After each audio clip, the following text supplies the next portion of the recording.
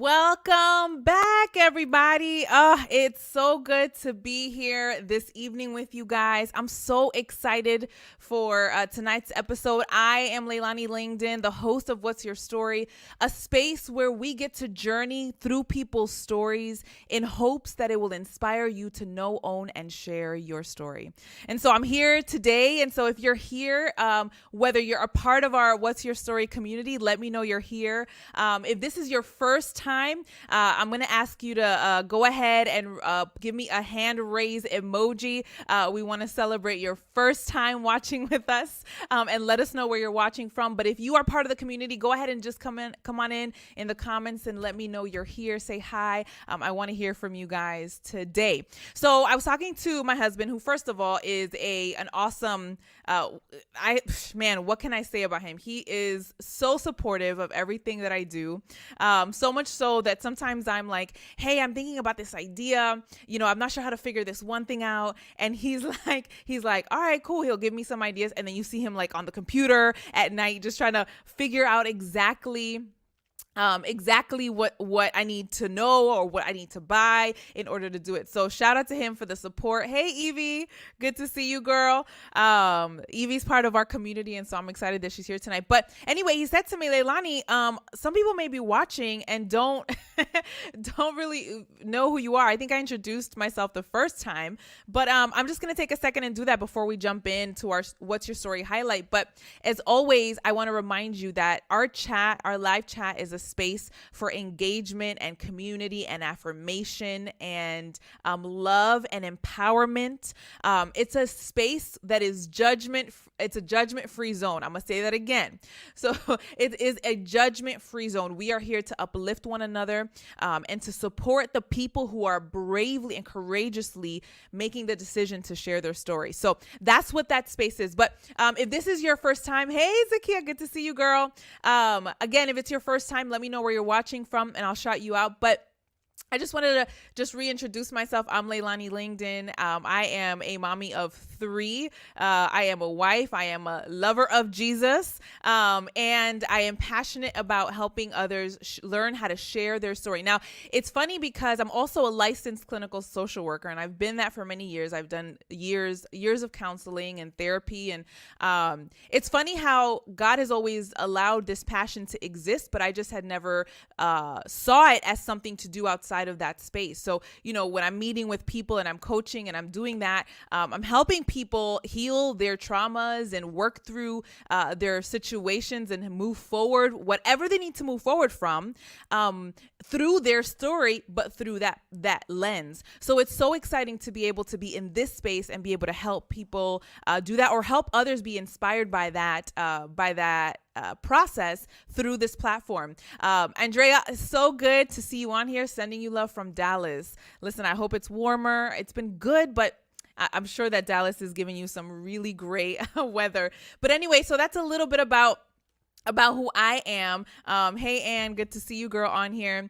And I want to just jump into our What's Your Story highlight. Now, for those of you who are tuning in for the first time, What's Your Story highlight is a way for me to celebrate you guys, okay? So this platform is about inspiring, affirming, and helping others move and take a step towards knowing, owning, and sharing their story. So whenever you do that, whenever you DM me and send me a message and you let me know how you've been doing that, I highlight you on the show because it is such a huge step. And for anyone who's ever had to take that step, you know exactly how difficult it is. And so if you have a story, if you have been inspired through the episodes that we have shared to share your story, or it has inspired you to take a step towards knowing and owning and sharing your story, then send me a message and tell me all about it, because I want to highlight you, whether anonymously or share your name. Either way, it doesn't change the fact that you took a step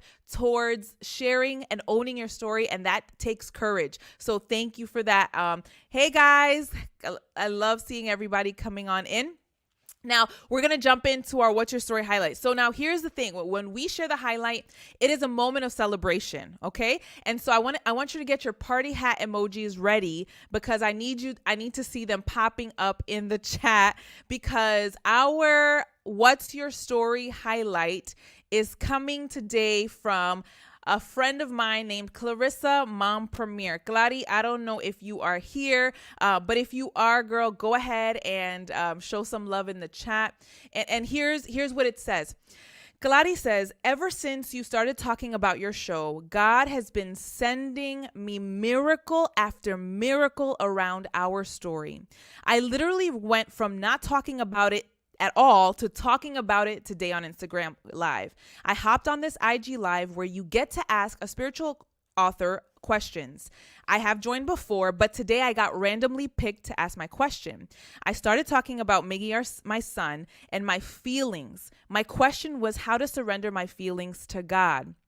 She showered me with spiritual guidance, and I started to cry.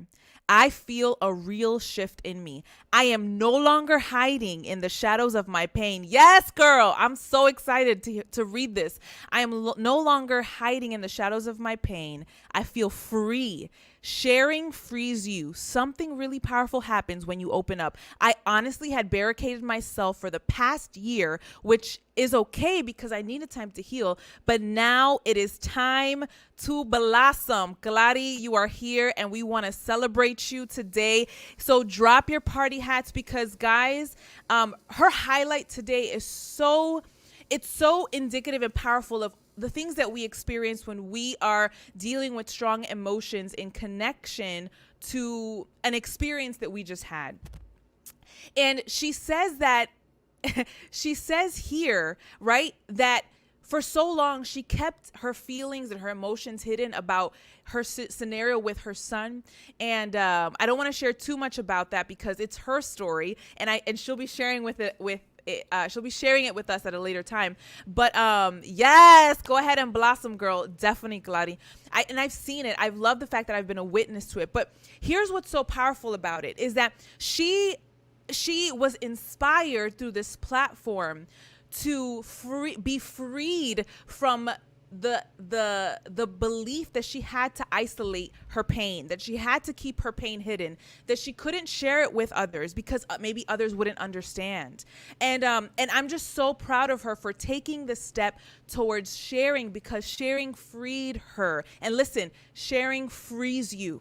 It frees you from the things that are keeping you bound, and it allows Christ to help free you and begin to heal you. Now, listen, I needed to share tonight's Did You Know? Okay, I'm calling it Did You Know because every single week I'm being blown away by the things I'm learning as a result of this. When we have negative experiences or experiences in our life, and generally they tend to be painful in some capacity, and I've said this before, we believe that they're better left untold. We believe that it's easier to just kind of put it out of sight, out of mind, and that will allow it to go away. But we know that it does not, right? Because remember the stank odor refrigerator analogy, and we allow that thing to actually cause us long-term pain as a result, not just our mind and emotions, but our bodies. And guys, listen, woo!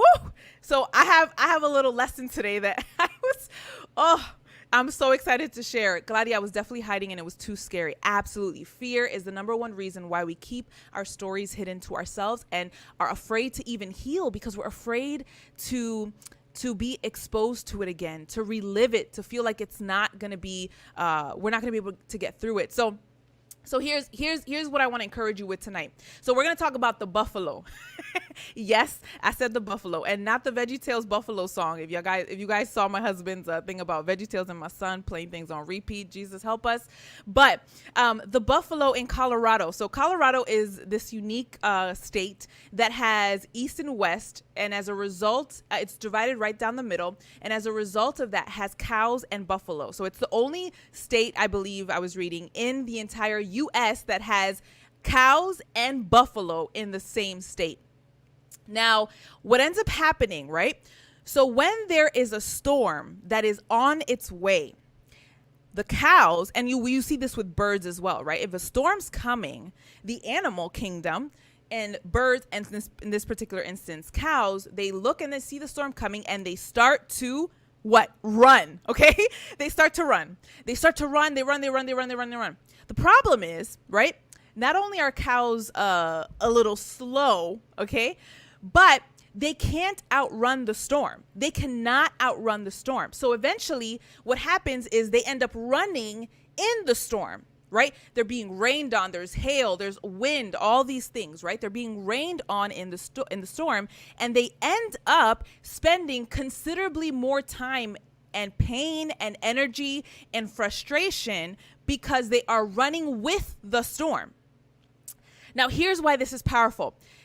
Instead, the buffalo, while the cows have run off and they're running with the storm, the buffalo turn towards, I believe it's the east, the west. I believe the storm comes from the west. They turn and they face the west, and they watch the storm coming on the horizon. They watch it, and as soon as the storm begins to crest over the mountains, they take off straight into the storm. Listen, I don't know about you, but listen, okay, I need you guys to hear this. When they see the storm cresting over, okay, the mountains, they take off straight towards the storm. And what they do is they decide to run through the storm. What happens is that will they experience pain? Yes. Are they going to experience the storm? Yes. But here's what happens. They know, the buffalo somehow knows, and they're the only animal in the animal kingdom that does this. Somehow the buffalo knows that if it runs through the storm and it takes it head on, that it is going to maximize its potential and minimize its pain. Because they know that the fastest way to get to get away from the storm is to go through it. I need you to hear me. Yes, Derek. Wow. Okay. The buffalo know that the fastest way to get through the storm, to pass the storm, is to get through it. And so they charge right through it, while the cows linger in the storm. They are still in the storm. The buffalo have passed through it and are now on the other side. How powerful is that in relation to our story? Knowing, owning, and sharing our story, facing our pain, healing from our experiences. So many of us believe that that we can't face it. But instead, we're living with the storm. We're living with the storm when we decide to not face it head on. Instead of today, I'm encouraging you to be like the buffalo. Somebody give me a buffalo. Adrian gave me a little cow emoji. That's close enough. We will take it. Crystal, help me be a buffalo. Yes, right? Instead, we need to be like the buffalo and run straight at the storm, knowing that we're going to experience pain, knowing that it's going to be difficult to relive some of those moments, but knowing that the fastest way to healing and the fastest way towards owning who we are and who God has called us to be is to face the problem and run right through it. Yes, buffalo. Yeah, buffalo's in the house. Help me be a buffalo, Andrea. Yes, people spend more time, pain, and energy avoiding issues than dealing with them and living in the healing. Woo! Girl, yes, there is healing on the other side of that experience. There is healing. There is sunshine. The buffalo know that there's sunshine at the other end of that storm. And so listen, there's no way around it, only through it. When I heard that, I could not believe it. And so today I leave you with that tidbit. You take it and apply it whatever way you need to, but face your storm. Face it. Run towards it. Don't hide or avoid it. It will allow you to begin to live the life that God wants you to live sooner than later, years down the line, when you realize, man, I wasted my life wearing and carrying this burden when God wanted it all along, and I just had to face it. So listen, amen to that, Gio. I need a drink of water. So take that, apply it, and I'm just so grateful for that lesson that God gave me for my life, and I pray that it is for yours. So thank you, Claudia, for your bravery and your courage, for sharing that highlight and inspiring this message, this moment to share with you. And so if you have a highlight, if you've been inspired to do something, to take the next step, to begin the process of healing and to knowing, owning, and sharing your story, go ahead and send me a private message, DM, and I'll go ahead and highlight you here. The other thing I want to do before I bring on Jenny is I want to remind you guys that it's not just about journeying alongside with the individuals who are courageously sharing, but if you have a question, if something pops to your mind as you're listening, as you're taking in her experience, remember that when we're sharing and hearing our other stories, we are on the same wavelength. If you have a moment where you're sharing, where you have a question, I want you to drop the question in the chat, because we're going to take some time to answer those. Or if, for example, you want to ask something but you don't want to share it openly, you want to share it privately, go ahead and DM me directly via Facebook, and I will be checking periodically, and I will not share your name. I will just share your question so we can make sure that you are getting what you need as a result. And so also, as she's sharing, you know how difficult it is sometimes to share our story. So I want you to give her affirmation. I want you to praise her. I want you to give her the support that she needs as she's doing that. So Anne says, I want to run towards the storm, but sometimes I don't see the storm. Absolutely, absolutely. And I think there's a part of that requires prayer. And I think that we all can sense when something is off. And so I pray that for you. Yes, vibing on the same wavelength. We absolutely are. All right, without further ado, I'm going to bring Jenny on, and we'll go ahead and get started. Jenny, you are muted, my friend. I'm going to, there we go. Hey, girl. Hi. Hi. It's so good to have you on today. So go ahead and just share with us a little bit about who you are, what you do, and we'll go from there. My name is Jenny Burrill. I work at Andrews University in Berrien Springs, Michigan. I work in residence life. I am currently the director of residence life. And Leilani is a former colleague, and we miss you. But yes, it's a lifestyle, it's a calling, and I am privileged to serve in that role. Yes, listen, Jenny was my boss, and she was an amazing boss. Probably, I'm gonna say the best boss I've had. And I really just have You're very kind. I've always appreciated your insight, your strength, and your ability to lead. And yeah, I miss you guys too. So I'm just grateful. Everybody's giving you some hi and some loves. So we're just gonna jump right in. Jenny, go ahead and tell us, what's your story? Well, my story is about how my son and I came to be a family. And even though I had never married, I knew I always wanted to be a mom. And those of you that know me know I'm a researcher, and I look into things a lot. And I will, before I make a decision. And so for years, I had been doing research as a single person. What is the best way to adopt? And everything I found online said, don't bother domestic newborn, U.S. newborn adoption, because in this country, the birth parents choose the adoptive families, and they're unlikely to choose a single parent. Wow. So you're better off going international. So I chose to go in January of 2012 is when I started my process, and I signed up with an international agency to adopt from the country of Kyrgyzstan. Now, the reason I chose that country was because they had the youngest children available, because I wanted as much as the mom experience as possible. Mm-hmm. And so I started that lengthy process of getting ready for an adoption. And it took me about 6 months to get the home study and all the paperwork done, apostilled, notarized, apostilled, all of this stuff that you have to do. I sent it off to the country of Kyrgyzstan. It's about 6 months in.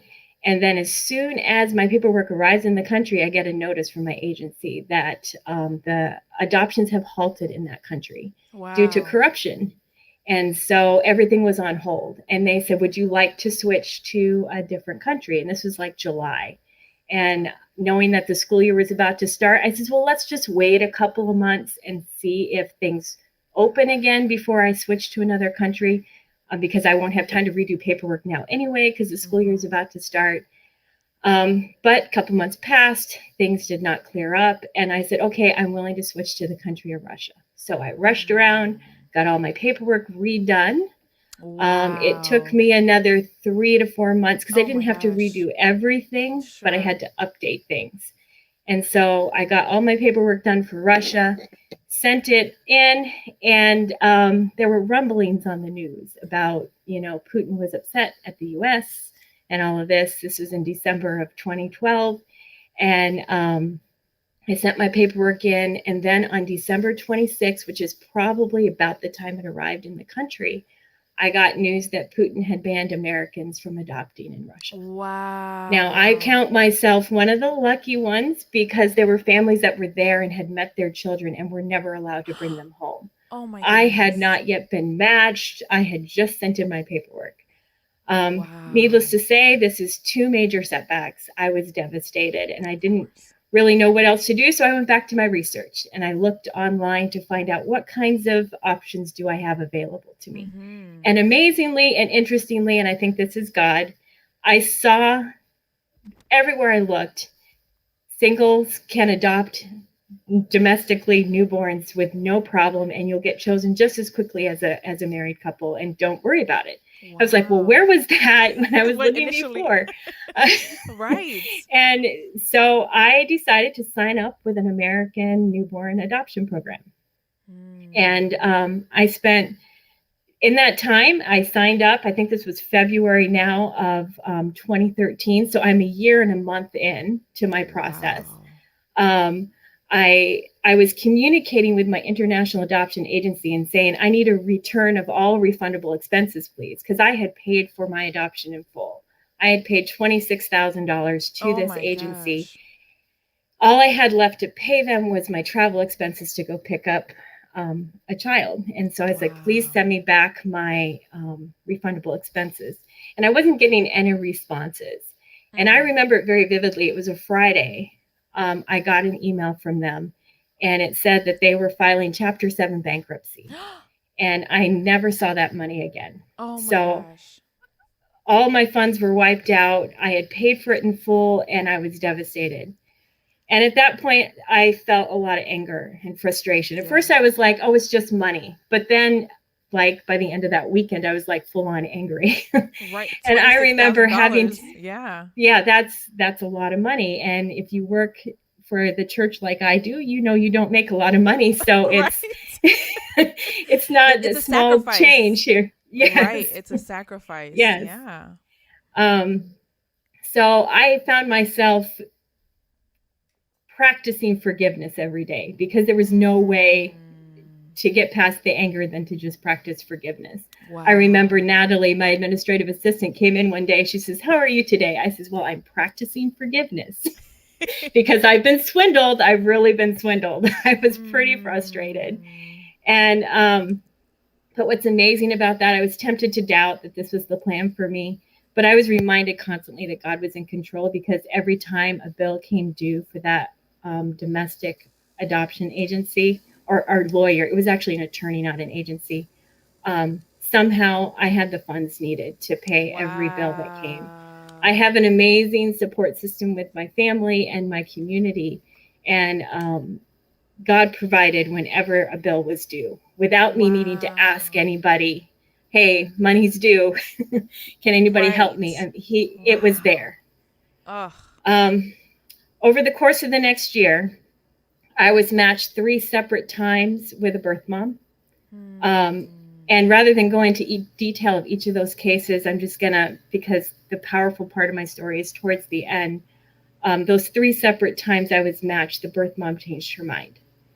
And with each new disappointment, my hope and my courage had waned.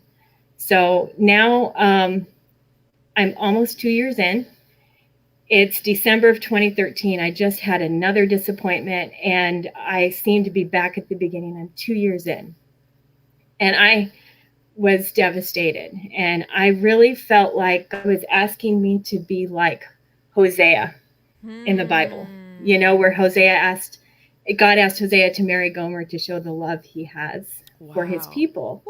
And I felt like God is asking me to do this to show the students that I serve that God is persistent in pursuing us. And I did not want to do it. I did not.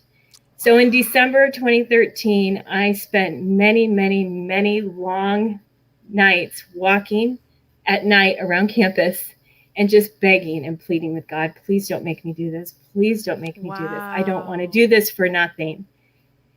That it was probably December 22 or 23. So we're almost exactly a year later from when Putin banned Americans from American. adopting in Russia, where I had this conversation with God again. And Hmm. I said, okay, God, I really, really, really, really, really don't want to. But if you ask me to, I will. Hmm. That's powerful. It was an extremely reluctant surrender. That's real though. That's real. Yes. And 45 seconds later, my phone rang. And it was 9:30 at night, close to Christmas, and nobody should be calling me. But the dean on duty at the residence hall was stuck at the front desk. You know what that's like. Yes, I do. And so I had told her before I went on my walk, call me if you need me. Hmm. And normally I wouldn't answer my phone that late, but because I told her I would be available if she needed something, I answered it. And on the other end of the line was a friend. And it was actually her husband. And he said, Irene, um, you had me call Jenny. And she says, no, I didn't. And he says, did What? you call? Is this your number? And he lists off the 10 digits. And I said, no, not a single digit is my number. What? And then I hear his wife in the background saying, I haven't talked to her in a long time. Can you put her on the phone? And so he puts her on the phone, and I just came off of this really reluctant surrender. So I'm very emotional. And she says, so tell me about your adoption process. How's it going? And I just laid it out for her. And I says, here's what's Wow. happening. I think that I think that God wants me to do this for nothing. And I just told him I would. And I don't want to go through this for no child at the end, but I think that God has asked me to. And I wrote down the words that she said, and I'm going to read what she said because I wrote it down shortly after so I'd never forget her words. So she Hmm. said, I don't have words to say because I can't imagine your heartache, Hmm. but I think you need to hear not to give up hope. God has a Wow. plan. And as Wow. we talked to each other, I realized that that phone call was not an accident. Right. They actually dialed a completely different number than mine. Oh my gosh. And I have chills. that that right there was a miracle. Yeah. And that was God giving me a message through this friend. Yes. Not to give up hope. As soon as I surrender, I mean, as I'm surrendering, they're dialing. Okay. Wow. The wrong number. And the wrong number, and they get Oh. me. Yes. Wow. And so that was so humbling to be in that experience that God cared enough for me as an individual to send me a message in that moment of crisis. And it was a miracle message, Mm. not something that I could logically explain away. I couldn't explain it. And He cared enough about me in that moment when I was feeling hopeless to Wow. give me hope. And Wow. immediately I got settled. You know, my emotions settled, my anger dissipated, and I felt like, okay, I'm on the right path. And Hmm. this friend of mine, the next day, brought over a Christmas ornament that takes a prominent spot on my Christmas tree every year. My son asks me every year which is my favorite ornament, and I remind him this one right here. It's a Mm. pewter dove, and it says, "Life is made of miracles." And that Wow. Christmas ornament to me is a special keepsake of Hmm. what God did for us in that moment. Wow. So I surrendered to God in that moment. Well, then in March of 2014, I got a call that I had been chosen by a birth mom in Ohio, Oh and wow. she was going to be due in April. And so I took a couple of days looking at everything and said, okay, I'm willing to accept the placement. And I emailed and confirmed that I'm willing to move forward. This was a Sunday morning. Hmm. I emailed the social worker that worked for the attorney and says, I'm willing to move forward. Well, a few hours later, she called me, and she said, the birth mom's in labor now, and you need What? to go. And so I drove to Cleveland, Ohio. I left at like 8 o'clock at night. I got there at 2 o'clock in the morning, went in to go visit with the birth mom a little bit, then went to the hotel to get some rest. And the next morning, the birth mom sent me a text message that said that she was in labor and she would keep me informed as things progressed. And I never heard from her again. And you're in Ohio. I'm in Ohio. Oh my gosh. So, admittedly, at this point, I was angry because, okay, so I've had the failed countries, I've had 3 failed domestic placements, I've had a bankruptcy, and now another failed placement. And I don't know what to do at this point. I really felt like the children of Israel. You know, when you're a kid and you listen to those stories, you're like, how can they be so foolish? They have all these miracles all the time and they forget that God is there. Oh. And I felt just like them. I says, I get you now. I completely get the children of Israel. I understand why they were frustrated and angry, because that was then. What about right now? Right. And that's exactly how I felt. I appreciate that message of hope you gave me 3 months ago, but I'm devastated again. What are you trying to tell me? Right. This one took me a few days longer to bounce back than the others had. The pain was deeper, the loss was stronger, and I knew I would not be able to handle another failed placement very well. So I made a determination in my soul that I'm going to call my for-profit attorney. So he's not a nonprofit; he's a for-profit attorney. Oh my gosh. And I said, if he gives me my money back, I'm stopping this process. Okay. So I called him, and he empathized with my difficulty, and he says, "You're about to set a record for us in a bad way." Oh no. and he said, this must be a really huge financial toll on you. And he says, and I understand that must be really hard for you. And so I'm going to take a loss on your situation. And I'm going to make sure that you have a placement that works out, and I'm not going to make any money on you. Wow. And that was the exact opposite of what I thought he would do. And he's a for-profit attorney. I'm like, okay, God, I guess this is still your plan for me. Wow. You know? So as I healed, because it took time to heal, I had a sense that I would get another match really soon. And I really wondered if I was ready to go through this again. And what if this match failed too? So in April of 2014, so I'm now 2 years and 4 months in. Oh my goodness. I received a call from my attorney. I've been chosen once again, this time by a birth mom for a baby boy due in May. And after so many setbacks and broken promises, I really didn't know if I could trust this process. But I tried to remember God's message of hope. And even though I was really afraid of another disappointment. So when I talked to the birth mom for the first time, she said, I hear you've been through a lot. And I said, yes, I have. The social worker had prepped her. And she says, I'm not going to do that to you. Wow. And I said, well, you know, that's really nice of you to say, but I understand that you have the right to change your mind. So I'm setting myself up for, you know, this might not work out. We talked about once a week. I really enjoy getting to know more about her. And she assured me every time I talked to her, I'm moving forward with this plan. Don't worry, I'm moving forward. But I still didn't trust it. She finally made an appointment for induced labor on May 15, 2014, and wanted me in the delivery room. Wow. And it was just me and her. I really treasured this time with her. It was just the two of us. And the nurses actually asked us how long we'd known each other. I said, well, we just met this morning at 5 o'clock in the morning. And they're like, really? You act like you've known each other for a long time. And that's the beauty of the way adoptions work in the U.S. because it's so organic. The birth parents choose the adoptive parents, and they kind of choose people who they can relate to. And so when I met her, it was an easy relationship. And we really enjoyed talking. I enjoyed getting to know more about her. And I knew that anything I could glean, my son would one day appreciate knowing about this courageous woman. At 11:33 a.m. on May 15, Timothy Simon was born.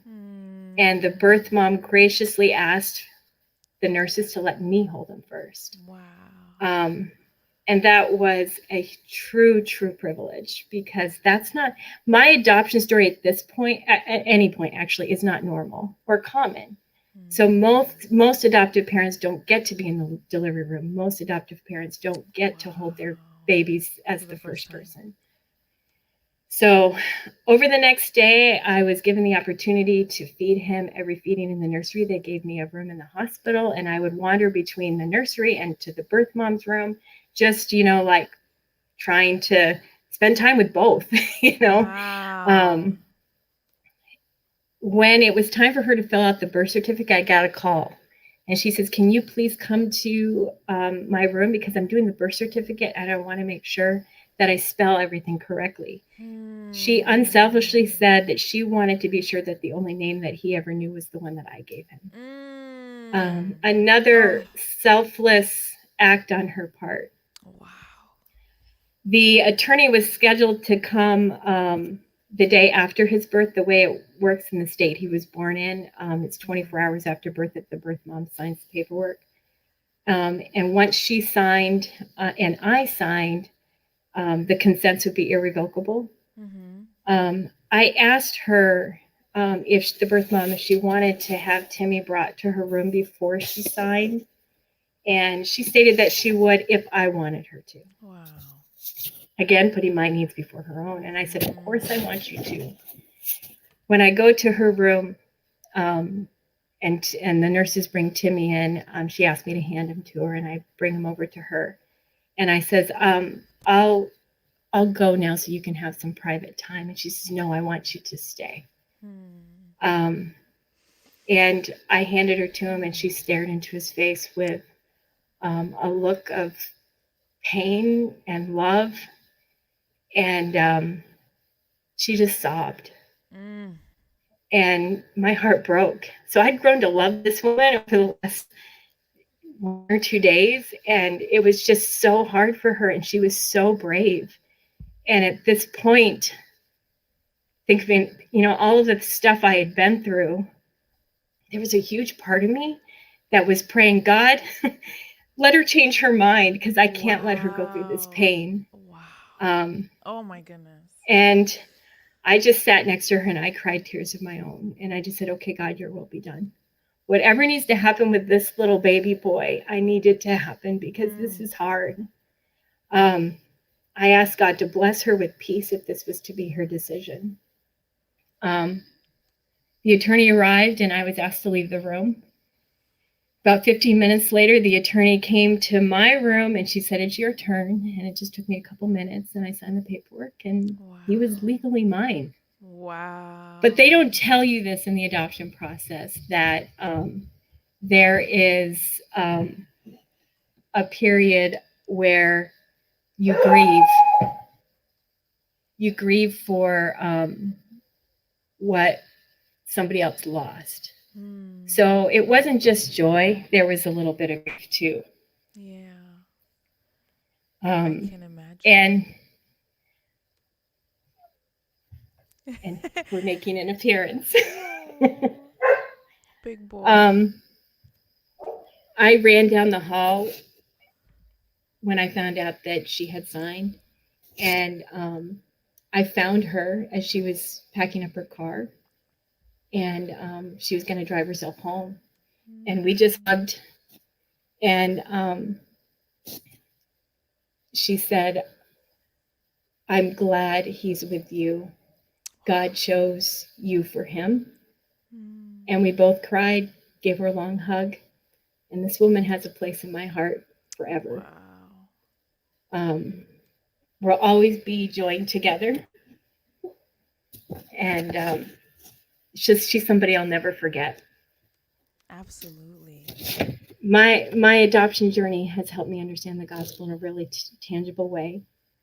Ephesians 1:4 and 5 says that long ago, before he made the world, God chose us to be his very own through what Christ would do for us. Mm. His unchanging plan has always been to adopt us into his own family by sending Jesus Christ to Mm. die for us. And he did this because he wanted to. Yes. There's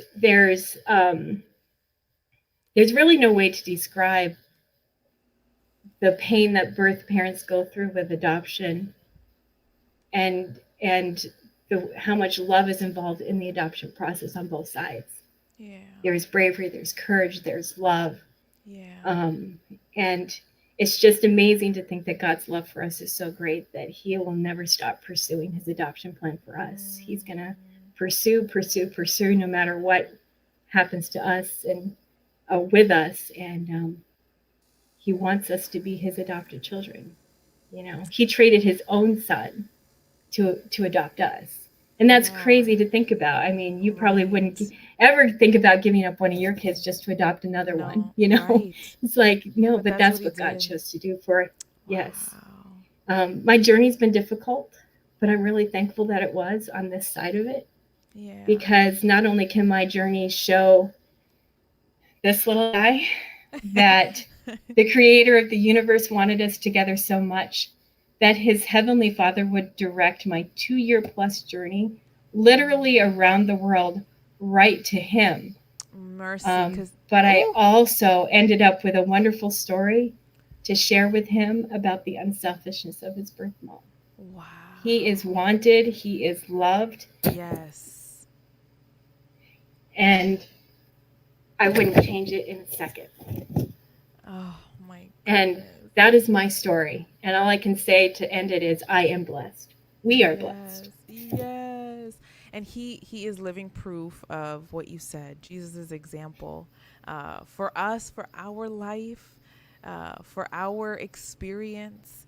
Man, thank you so much. I've been moved by your story.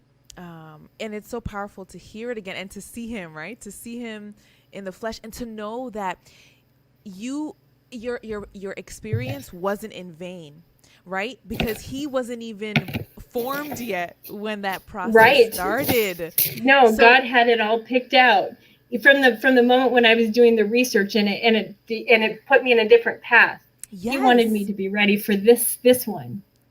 So that first year was, wait, it's not time yet. Yes. He was like, Timmy hasn't begun to be formed, and so we need to wait.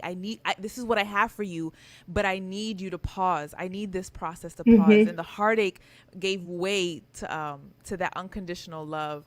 Gladys says, this gives me so much hope. Thank you. I needed this hope on my journey. True meaning of unconditional love. Jenny, I know he's with you. So if at any point you need to step away, go ahead.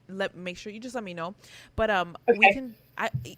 I had a question for you, and this is a question we ask every week. But you know, you know, you're a new mom. You're going through the experiences of a new mom. Um, at what point did you share your story for the first time, and what did you experience, and how did you have to overcome any obstacles to potentially sharing it, and how did you overcome that? Well, I would say that I told my story in pieces. Okay. Mm, So because it was such a long process, there were yeah, pieces. And I'll tell yeah. you that probably the part that I was most jealous of keeping to myself was my miracle story. Really? Yes, because it was so special to me, I wanted to do it justice. Oh, And so it was really wow. hard for me to be like, am I ready to share this? I was even Yeah. hesitant to write it out, because Mm. I didn't want to lose the preciousness of it. The essence of that So moment. I shared it in pieces, and by the time he was born, I was ready to share because it Mm. was such a powerful thing, Yes. at that point where we got to, and to know that the ending of that story, of that journey, in the beginning of the parenting journey, that was such a powerful transition because I had such a unique experience at the hospital, Mm. something that most adoptive parents don't know, which was a huge, huge gift. Yeah. What I got to experience was a huge gift. And I don't take it for granted. And at the same time, Mm. I was grieving this other woman. Um, Yeah. my mom was with me there in South Carolina, and she can tell you that for several days I was struggling. It was Yeah. hard. I Yeah. felt bad for her, and it I wanted to love and embrace my child, but at the same time I was grieving for Yeah. what she was going through on the other side. So I was ready to share by the time he was born because it was such a powerful experience. But throughout it, there were certain points where I was like, yeah, I don't feel ready to do that because it's too precious to Yeah. just put out there without a lot of thought and care. Yeah. I love that. I love that you took the time, right? To actually give your story meaning and be able to highlight it in a way that would represent what God did for you, right? Like that gift of being in the hospital with her, to me was almost like God saying like, this is for those years, right? This is for the years, Hmm. for the things that you felt like you've lost. Here's what you're gaining. I love that. So what has your story inspired you to do? Like, what has sharing and in pieces in its fullness, what has it inspired you to do? Probably less of what it inspired me to do, but what it inspires me every day, Hmm. almost. Those of you that are parents know that parenting is hard. Yes, we know. Um, there are there are great moments and there are really hard moments. Yeah. And in the really hard moments, um, I remember my story, Hmm. and I remember that God put us together, so He must think that I can do this. You know, He that we're knows. Yeah. equipped. Yeah. Yeah. And that's probably been, I think of it often. I think of how we started almost Mm. daily, you know. Wow. It's like that's a reminder that God is the author of it. And Yeah. so I'm equipped. It should give me confidence, you know. Yes. And the other thing that it's done is, when I face criticism, which I do because, Hmm. um, we are a unique family unit, both because, we're a transracial family, and also I'm a single parent. We're Yeah. different, and when I Yeah. get criticism, um, first I get angry and annoyed that I'm getting criticized, but then I Sure. remember that, if the creator of the universe put us together, who are other people Mm. to criticize? That's a word. That is a word. That is a word for anybody who's experiencing and going through something that they're allowing the criticism from other people to keep them from doing what they've been asked to do. And that's such a powerful reminder because it's almost like this Ebenezer, right? This anchor which you can always hold on to during those moments. Yes, definitely. Yes, and I refer back to it a lot. It's it's Wow. it's an anchor for our story is our anchor for how we go through the difficult times. Yeah. Oh man. So I have a question here I want to answer and address. Kitana says, "Do you or your son still have any contact with his birth mother, and what does that look like moving forward?" We are open to it, Mm-hmm. um, when she's ready, Yeah. and I'm respecting the fact that it's her heart that has to deal with it. Yeah. I send her, letter and pictures every year. Oh. But whenever she's ready, every year, I remind her, here's how to reach me whenever you're ready. We welcome you in our life when you're ready. Mm. Yeah. So, I hope that she will be someday soon. Yeah. And I welcome it whenever she's ready. Yes. I there was a question earlier that I'm trying to get to, but I wanted to know, and I've been privy to some of this, and I think it's just beautiful. To me, it's been inspiring how you have chosen to parent. But how have you spoken to him about it? How does he understand what this is? Right? Yeah. Do you? Well, I'll give you an example of just a week ago when we went to the zoo, and we're walking in. He's holding my hand, and he says, "Mommy, we don't look like each other, do we?" I said, "No, we don't." Wow. And, he says, "That's because I was adopted." I said, "Yes, it's because you were Mm, adopted." And he says, "But we belong together, don't we?" And I said, "Yes." And who put us together? And he said, "Jesus did." So mm. that's how we have talked about it and how we've, um, embraced it together. Wow. It's so powerful because he'll forever have that connection to Jesus, right? Hmm. Rose asked, how often does he ask to hear the story, if at all? He doesn't ask the story, but he asks about his family pretty Mm. frequently, maybe once every 2, 3 weeks. Mm-hmm. He'll talk about them, his siblings, his birth mom. He'll ask Mm. questions, and I answer whatever I can. Wow. Adrian says here, and I love this, and we'll probably end here. But he says, watching Timmy coming to get comfort and falling asleep in your arms is a perfect example of your story. Well, I'm glad it worked out that way, Adrian. We were praying because God knows, and I said to Jenny, and we agreed. I said, if Timmy comes on while we're sharing, it's because God needed him to. And Mhm. so I believe that with all of my heart.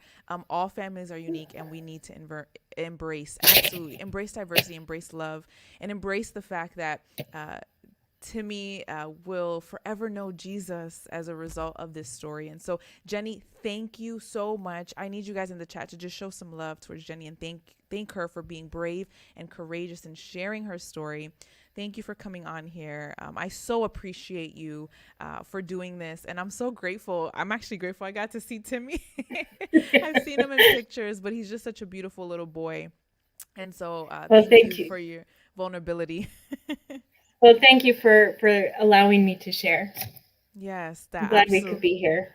Absolutely. God knew you needed to share, and you know for sure that you needed Yes. to share today. All right, I'm going to send you backstage. You're good to go.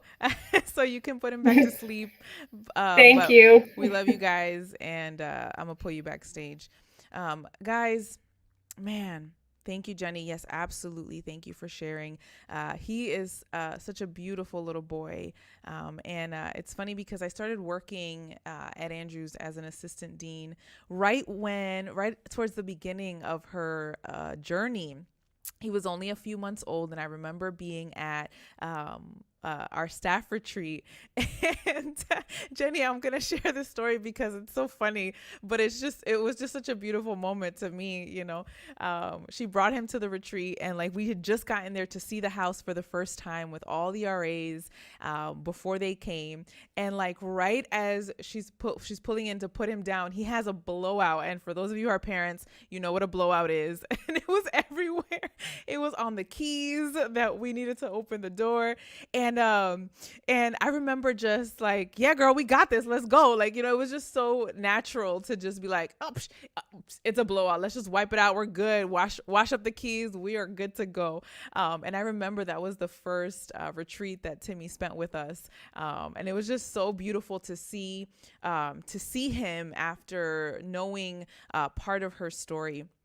I appreciate sharing your story, including all the hard parts. Yes, her strength is evident in her story. It was inspiring, and yes, it's funny because prior to having Jenny on, I had spoken to her and kind of read a little bit of her story, but it's so different to sit in and hear it coming from the person who experienced it. And I just praise God for that opportunity. But thank you guys for joining tonight. I'm so grateful to God. And again, if you've been inspired by Jenny's story, go ahead and let me know. Send me a DM. If it has inspired you to take a step towards something, healing, moving, whatever that step is, let me know. And we want to celebrate you for your bravery and your courage. That's what we're here for. I want to thank you for being affirming and encouraging to her.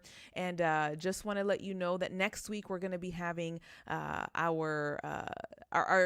person sharing next week. Her name is Joyce Murphy. And have you ever made a decision in your life that has left you feeling if you will forever be identified as that thing that you did, the decision you made? You have to hear her story.